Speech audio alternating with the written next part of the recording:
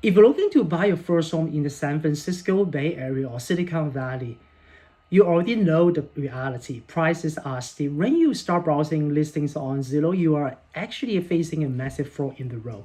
Do you stretch your budget for a single family home, lock into low maintenance condo, or compromise with a spacious townhome? It's the classic real estate dilemma. Today, we are breaking down the three biggest differences between these three property types with appreciation, taxes, and maintenance, so you can make the smartest move for your long-term wealth. Let's dive right in. Let's start with the number one reason why single-family home historically crush condos and townhomes when it comes to long-term price appreciation: the land ownership. It's an old real estate rule of thumb.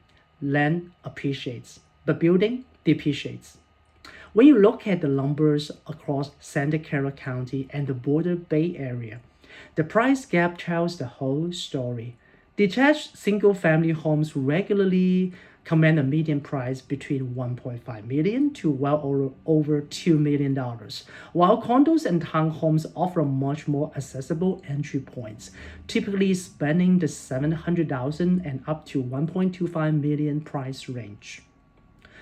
When you buy a single family home, you own both the physical structure and 100% of the dirt it sits on. Because land in the Bay Area is severely constrained by mountains, the Bay, the strict zoning law, its finite resources. As command grows, that land becomes increasingly valuable. On the flip side, when you buy a condo, you own your interior airspace with a tiny bit fractional share of the underlying land shared with dozens of other owners. With a townhome, you own the structure and a minor land footprint. Because you control far less dirt, your equity is tied much more heavily to the building itself, which, let's be honest, takes a beating from normal wear and tear over time. Now, a common myth I hear from the first-time home buyer is that buying a condo or townhome will somewhat shield you from high property taxes. Let's clear that up right now. That is a myth. In California, your baseline annual property tax is governed by Proposition 13, sitting roughly between 1.1% to 1.25% of your purchase price, plus local bonds. That percentage applies whether you buy a multi-million-dollar asset in Palo Alto or a studio condo in downtown San Jose. However, the total dollar amount you pay looks very differently, because condos, townhomes usually have much lower price tag than a single-family home. Your annual property tax will be lower in absolute terms, but make no mistake. The county tax assessor value your property down to its exact deed breakdown. You're paying for your share fair taxes on every square inch of your ownership interest, whether that's a spawning backyard or a fractional slice of a shared common area.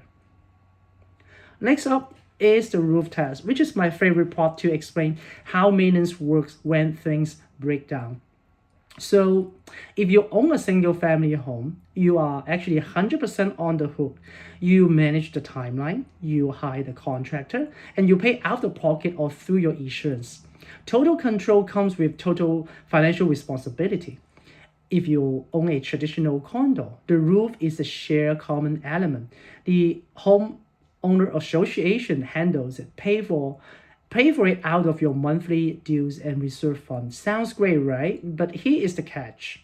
If those reserve funds fall short because inflation, insurance spikes, or poor planning, the HOA will issue a stiff special assessment bill, forcing every owner to pony up thousands in cash overnight.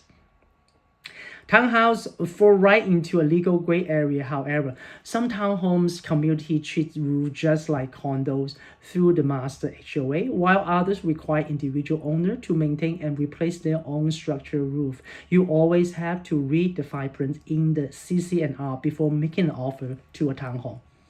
So before you make your decision, don't forget to look beyond your mortgage payment. Single-family home rarely have HOAs, but condos and townhomes almost have HOAs, ranging anywhere between 300 to over 1,000 a month in the San Francisco Bay Area, and those fees only track upward. Plus, insuring property in California right now takes extra diligence, though condo owners usually only need walk-in coverage, since the master policy handles exterior.